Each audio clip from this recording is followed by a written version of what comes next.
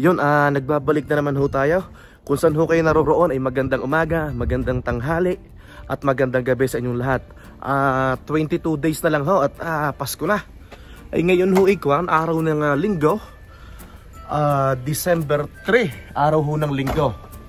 Bali ang oras ho ngayon ay 12:18 ho ng tanghali. Yan, 12:18 ho ng tanghali. Ay pupunta ho lang kami ng West Edmonton Mall. Dahil ho may bibilihin lang ho si Utoy. Kaso ang mahal na Reyna ayaw munang pumunta ho ng mall, pinipilit ko. Gawa ho nga noong nangyari kagabi.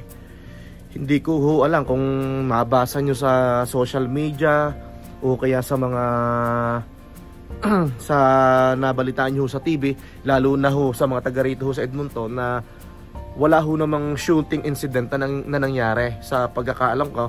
Kaso may pumasok ho daw sa West Edmonton Mall na nakabarel. Ang mahal na Reyna ay natatakot magmamasyal ho ngayon sa mall. At ayusin ho lang natin ang camera. Saglit lang ha. Saan ba tayo naputol kanina?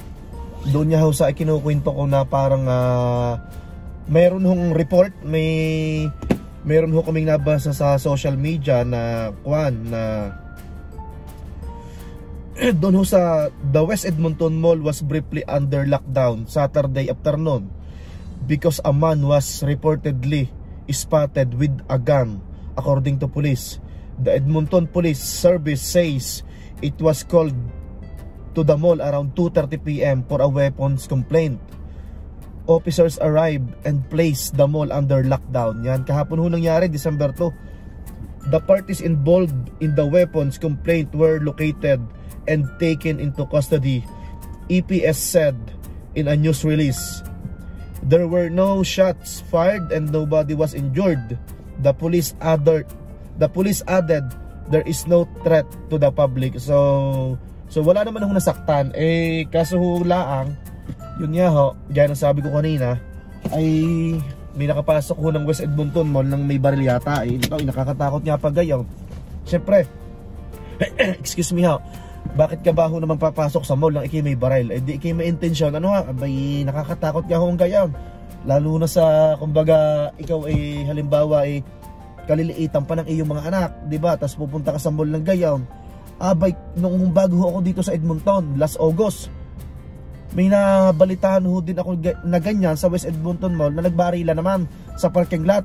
Paki-correct ho ako kung mali. At yun nga ho, may nagbarilan nga ng last August. Sabi ko parang hindi na yata maganda nangyayari dito sa mundo siya, kamusta ho kayo? Kung ako ho naman inyong kakamustahin, ayos ho naman. Medyo paus pa ho ng kaunti, pero hindi na ho kagaya dati na mainit ang singaw ng mata ko. Tapos parang ang bigat ho ng pakaramdam ko. Ngayon ho busis na lang ho ang problema, no ho. Siya 22 days na lang ho at Pasko na, ano ho. Excuse me ho. Bale, pupunta nga ho kami ng West Edmonton Mall. Tapos kakain muna ho kami sa Vietnamese. Anak, bagay ka muna, anak. Yan si Kiel ho, ang aking anak. Yan. Anak, mag-seatbelt ka. Kailangan daw pala naka-seatbelt. Natawag si Maring Sheila. Mag-seatbelt ka ha. At kailangan pala naka-seatbelt. Siya andito na ho ang mahal na Reyna. Kakain muna ho kami ng tanghalian. Tapos diretso na ho kami ng West Edmonton Mall. Na-share ko lang ho yung nangyari ho kagabi. Nakakatakot nga naman. Ang mahal na Reyna nga ayaw nang mamasyal muna at next week na daw. Kaso pupunta kami ng sport check at may malaki daw discount ngayon. Siya, isamahan nyo po kami at magkita-kita ho tayo mamaya. Andito na ho ang mahal na Reyna. Mag-hi ka muna. Yan. Kami kakain muna ng tanghalian. Naku, iba talaga ang boses ko pero okay na ho ang aking pakiramdam. Yan ho nag-inom na naman, kaya laging gayaan. Hindi, kaunti lang naman. Ako ho'y natutuwa. At yung sa amin sa taga-Calatagan, Batangas, nagkita kami, pinuntahan ho namin kagabi. Hindi ho naman literal na nag-inom, yung tipo na shot lang. Ano ho? Wallet mo. Wallet ka? Nasa akin? Hindi ako gagastos. Ako ho'y natutuwa sa mga comments nyo. Saglit lang ho at May comment ba? oo, hindi. Dahil yung huli natin vlog, yung pre-medication sa Canada, yung libre ba ang healthcare, ay ako natutuwa ho sa mga comment nyo. Bakit ho? Natutulungan nyo ho kami, nadadagdagan nyo ho ang aming kaalaman, ang aking kaalaman. Tapos pa yung mga sumusubaybay sa aking munting vlog ay natutulungan nyo ho din. Kaya ako natutuwa ho sa mga comment nyo. May nag-comment ho dito. Ano to, si Madjern. Gamot ay hindi din free kasi nagbabayad ka ng monthly premium sa insurance mo. Ang kagandahan lang, discounted ang price. 80 to 100%. Ay, hindi ko naayos yung screenshot, no? Tapos, excuse me po, I work in one of the biggest company in the world. Wow. With the office in Toronto. We do not pay anything. Ay, hindi maganda ang pagkaka-screenshot ko.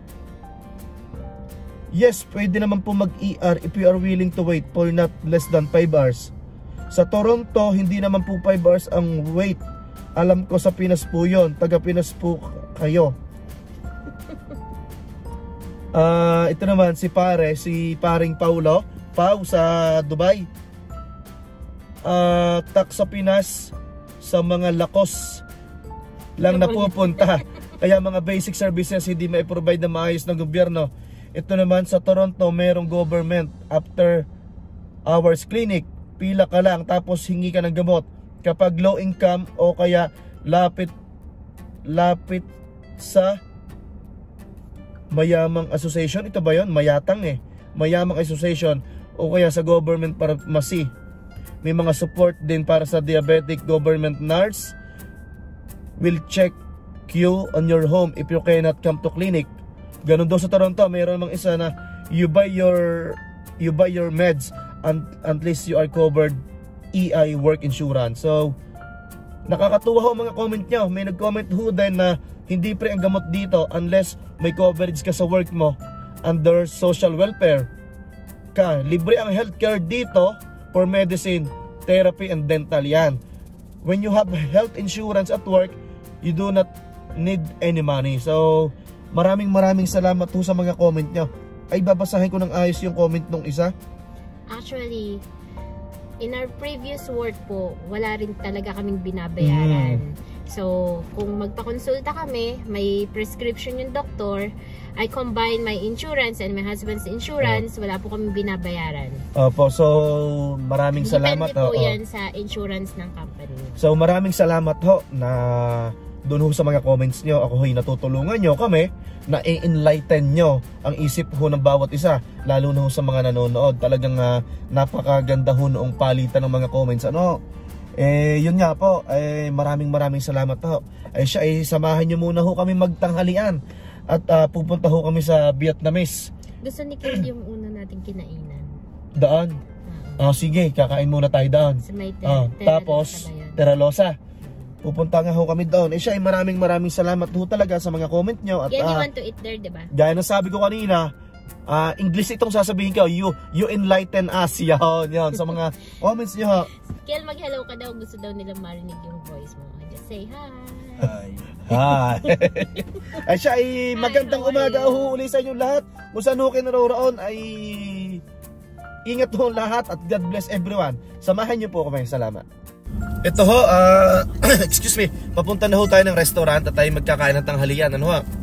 Ngayon ho'y araw ng linggo, December 3. Ito ho ang itsura ng Edmonton, Alberta. Yan. So, gaya pa rin ho ng datay. Wala pa hong snow dito sa Edmonton, Alberta. Ang oras ho ay 12:35 ho ng tanghali. Ay na-share ko kanina asawa ko sa kanila na kagabi nga ay merong wala namang nasaktan kaso nag-lockdown ang mall ang West Edmonton Mall dahil may nakapasok na may baril. Abay syempre, bakit ka ba papasok sa mall na may baril? Ay di ikaw ay meron kang may target ka o may plano ka ay talagang lalo na ho pag may mga anak na baby at kung talagang nakakatakot ho din at syempre yan yung sa restaurant ay yan ho ang yan ho ang itsura ho ng ngayaw ng Edmonton, Alberta. Yan. Ay, pasensya na ho kayo at hindi ho ako nakapag-vlog ng Biyernes at Sabado. Ay meron lang ho tayong mga inayos at nakipag-video call ho tayo sa Pilipinas. At may mga, yun nga ho, may kaunting sakit. Pero okay na ngayon, nakaboses na lang, may problema. Ay siya, tatawid muna ho tayo din eh. Puputulin ko muna ho yung ating video. Dito na ho kami, kung saan ho kami kakain ng tanghalian. Ay masarap ho talaga ang sabaw ng Vietnamese cuisine eh. Ano bang kuwan ito? Hindi ko lang kung nasaan kami. Katabi siya ng Fat Burger. Ito ho, ano ba yan? Pohan? Pohan Vietnamese Noodle House. Hahanap muna ho tayo ng magandang parking.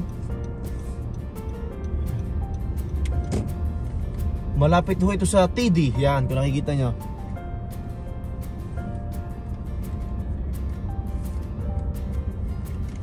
Okay, ay salamat po. Tara, pasok ho tayo. Iba pa talaga ang boses eh. Pero okay na ang pakiramdam, boses na lang ang problema.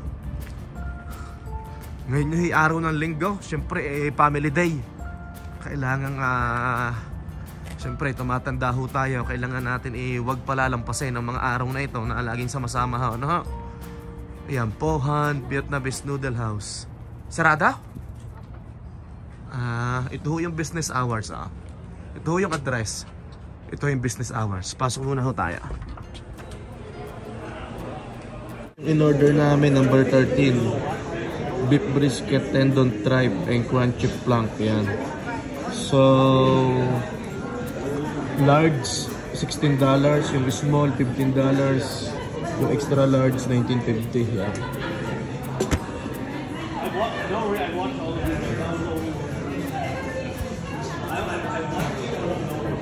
Yan, pakita ko yung menu. May kids meal din.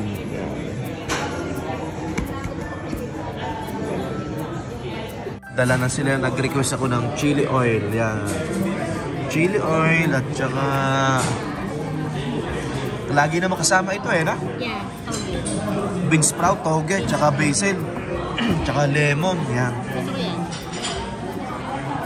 Medyo maraming tao.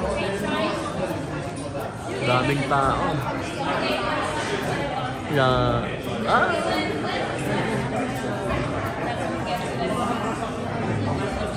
Kain ho tayo. Pare, pare ang aming in-order. Yan. Parang mami sa Pilipinas, parang mami. Yan. Kain muna ho tayo.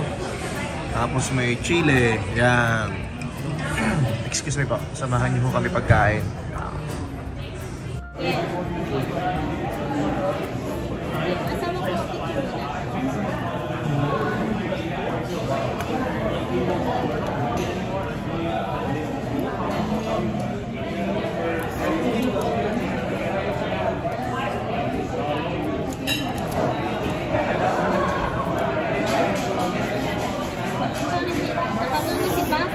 What? Picture. Ay,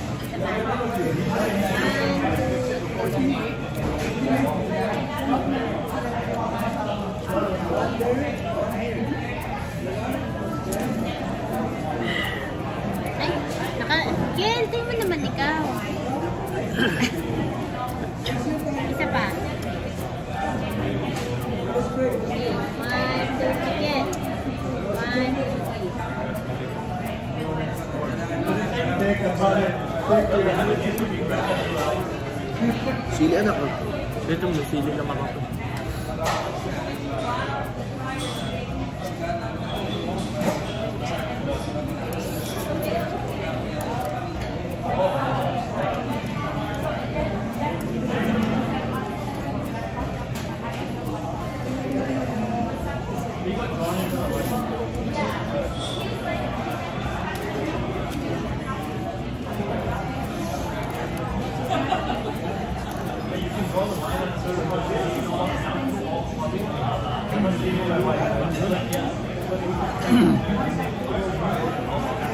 Kain.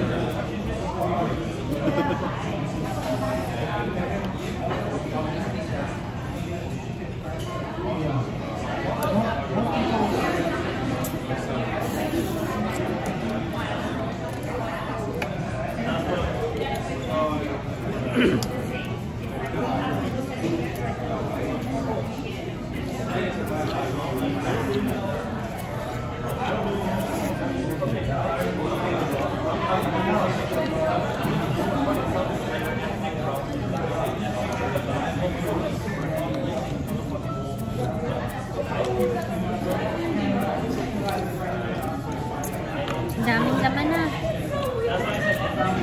No?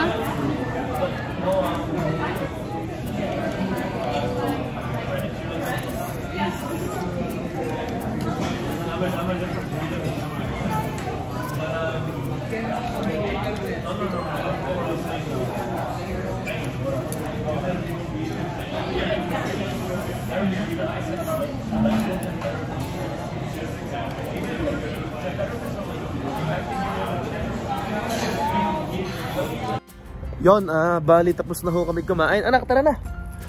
Excuse me ho. Busog na busog ho. Ang dami namin nakain. Si mama, nagbabayad ba, no? Ang sarap ho ng gayon, nang mainit ang sabaw. Parang kung sa Pilipinas, parang mame. Saan ba tayo nagparking? Ay pupunta na ho kami ng West Edmonton Mall. At may bibilihin ho yata si Utoy. Yan. Pasok na ho tayo sa sasakyan. Ay, sorry. Magulong camera. Dito na ho tayo sa sasakyan. Hinihintay lang natin ho ang mahal na Reyna. Yun, pupunta na ho tayo ng West Edmonton Mall. Gaya nga ho nang na-share ko kanina, may mga ganun hong insidente. Syempre, nakakatakot nga hong pumasyal. Pero tingin ko naman ho, okay na ho ngayon.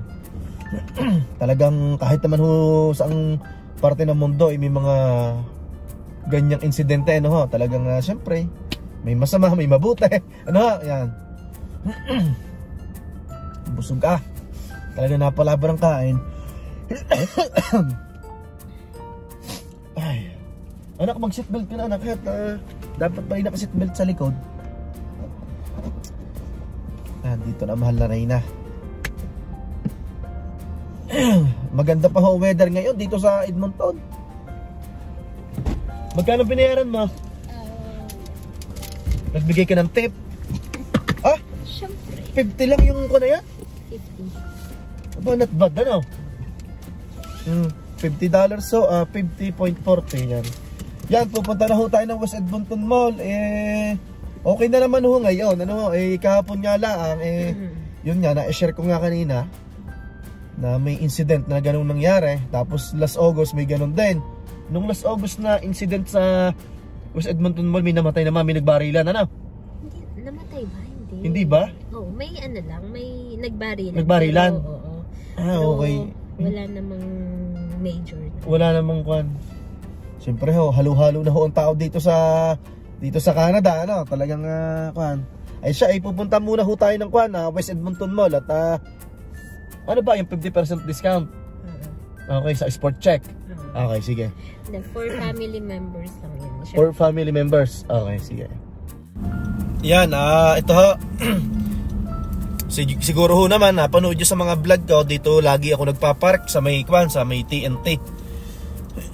Excuse me ba. Ito ho, ganito pa rin tayo sa Edmonton, Alberta. December 3, araw ho ng linggo. Wala pa din hong snow, yan. El Nino, yan. So, sana maraming parking. Pero okay lang naman kahit siksikan at ang dala natin ay kotse. Pero pag truck, mahirap ding imani-obra ang truck eh. Konti ang tao. Nakakaunti. Takot gawa ng shooting. Yung kahapon. Siyempre, talagang nag-aalala. Wala namang shootout. Meron pa lang palang may dalang baril. May pumasok na may dalang baril. Ay, siyempre, bakit ka papasok ng may dalang baril dito sa mall, di ba? Di ba? Siyempre, pag pumasok dito ng may dalang baril sa mall, may magpapanik yung mga tao. may masama kang gagawin, di ba? May target ka. Delicious po. Next time dyan nga tayo. Diyan tayo kakain. Yan. Nakakagaan ho ng pakiramdam yung kwan. Yung sabaw. Yan, maghanap tayo ng parking. At dito na tayo dumaan sa may sport check na yan, ano? Walang daan dyan. Yan, patawarin muna natin si kuya. Walang daan dyan. Ay, walang daan dyan? Kailangan natin maghanap ng parking. Ay siya, ay puputulin ko muna ho ang ating video. At kuwan, maghahanap muna ho tayo ng parking. Sana may makita, ano ha? Dito na ho tayo sa sport check. Ano bang bibilhin mo dito, Otay? Ha? Yan, pasok tayo.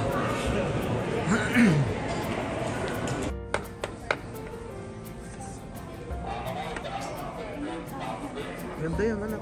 Bali na.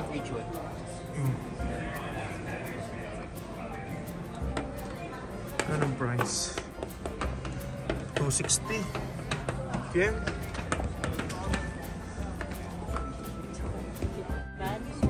Ito, 210. So, 105 na lang.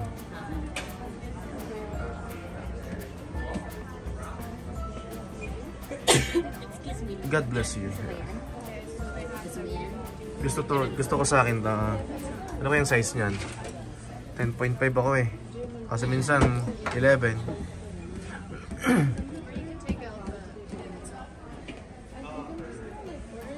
Size 11.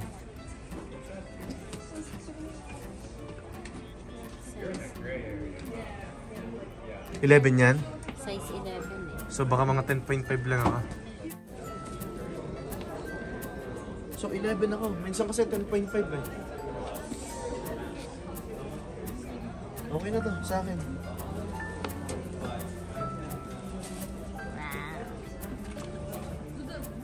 Yan. Size 11. Ah. Sige. Masaya? Wait lang po. Ha? Pili ka? Sige.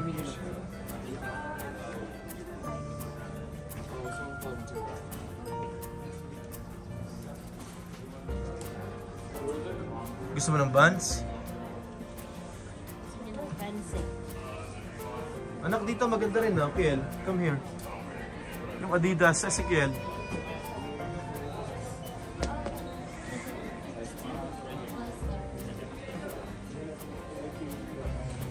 Ito, parang maganda. Mukhang pati ako napabili. Akala ko si Kiel lang. Malito parang maganda.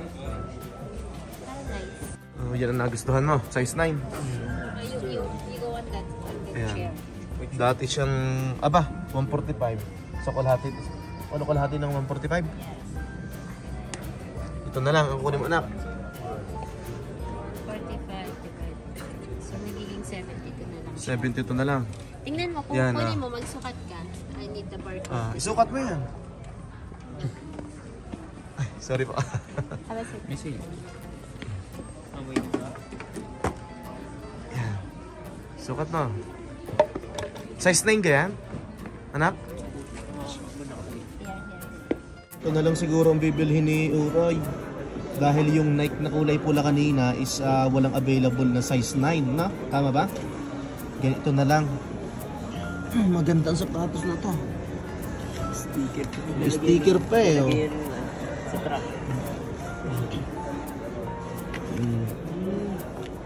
Dwayne. Dwayne ba? Isukat mo pareho. Ayan, sukat mo. So 200 siya, so makukuha namin siya ng 100. Ayan. Sukat mo.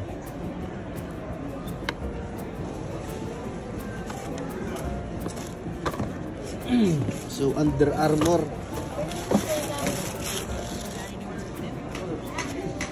Ganda ng ilalim ha, no?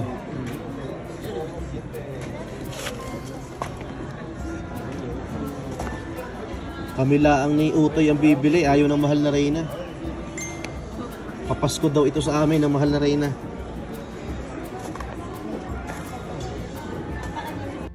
Ito na lang daw ang nagustuhan ni Utoy, nagbago ang isip. Ito ayaw niya to kasi nagustuhan niya tong Reebok. Yan. Magkano price niya? 200. 200? Exact 200? Oo. Yan. So yun na lang, sure na yan. Yan ang gusto Tayo mo. nga anak daw, tingnan natin. Gusto mo? Oh. Ayan, okay naman na yan ah. Okay na. Yan, ito na daw. Final decision. Isip, ito na ang gusto ngayon ni Utoy. Bumalik ulit siya dito. Yan. Ito na lang daw. Nagbagong isip. Yun nagpunta muna po kami ng washroom. Bale, nakapili na po kami ng sapatos. Pakita ko na lang po sa screen yung napili yung final choice ni Utoy. Mag-hi muna kayo. Kel. Pasyal muna ho tayo sa mall. Samahan nyo kaming mamasyal. Okay, pasyal muna ho tayo. Nag-washroom, nag-CR lang ho kami sa may food court. May malapit pong washroom dito sa food court.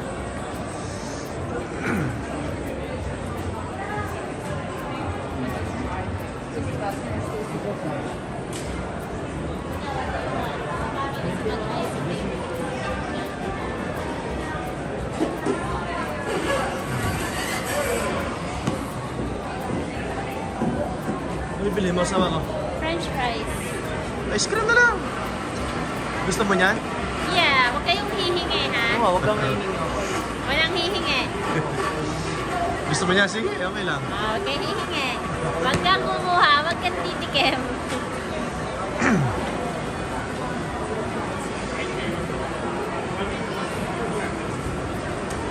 Sa food court ho kami. Bali, nakain muna.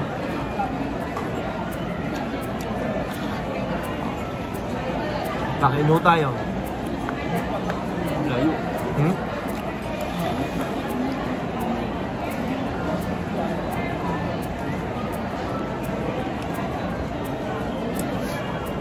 Yung mahal na rin na nabili ho ng... Ano binibili ni Mama? Ice cream. Ice cream?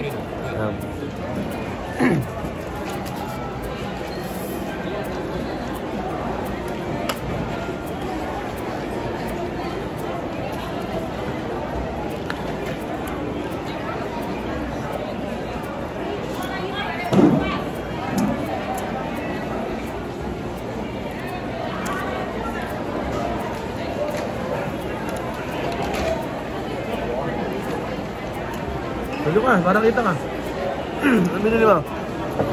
Blizzard. Yeah. Ayaw niyo ng fries, di ba? Tinigit ako ni Papa eh. Ulit galit sa ano eh.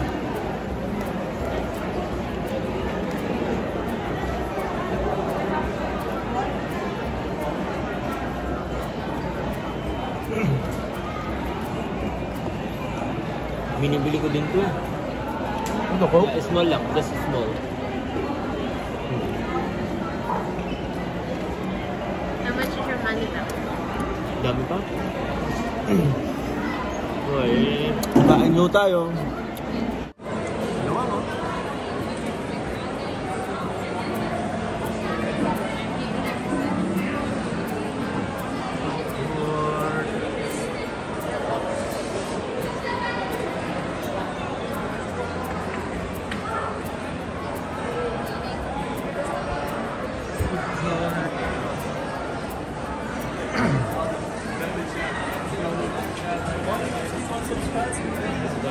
Good.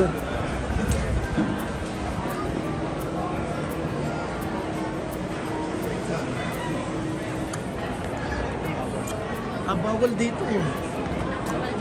Ha? Bawal niyan.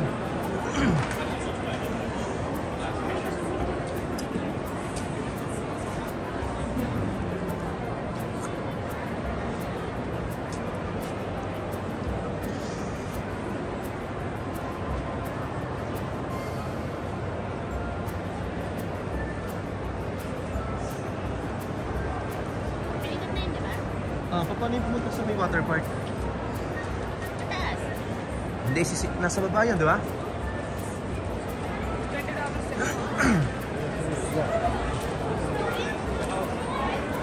Magdadirak na sa Pastria.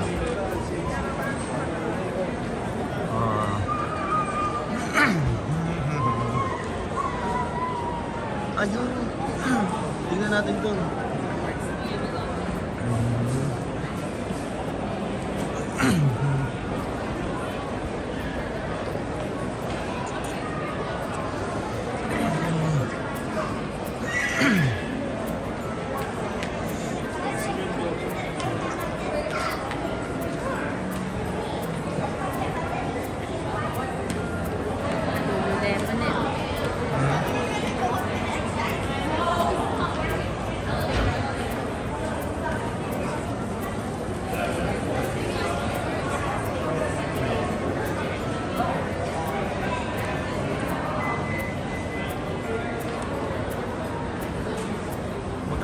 53?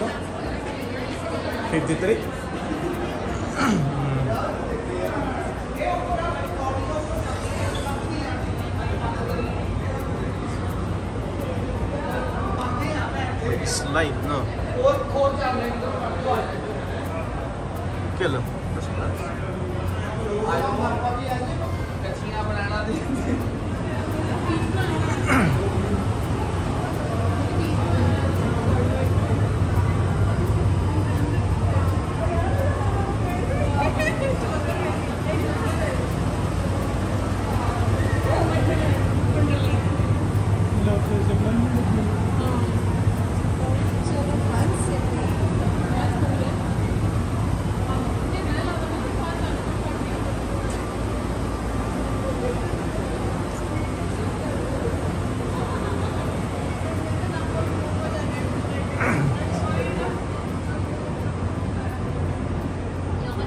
Ha?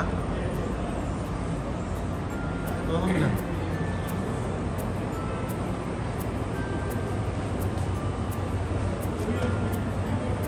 Let's go.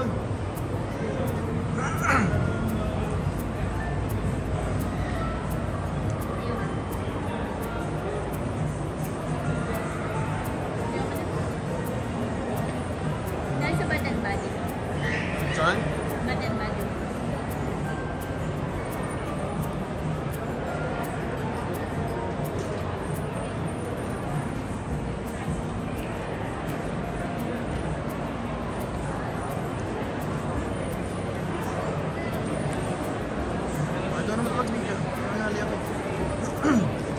May joke na rin mag-video ng mga ginagawa. Video mo lang. Ayan o.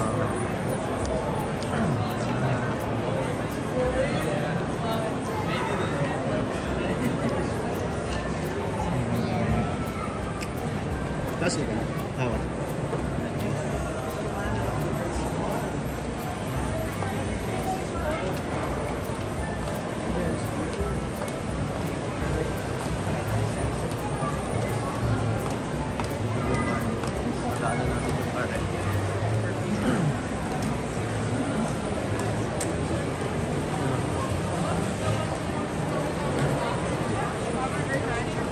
Ganda ng car, ha?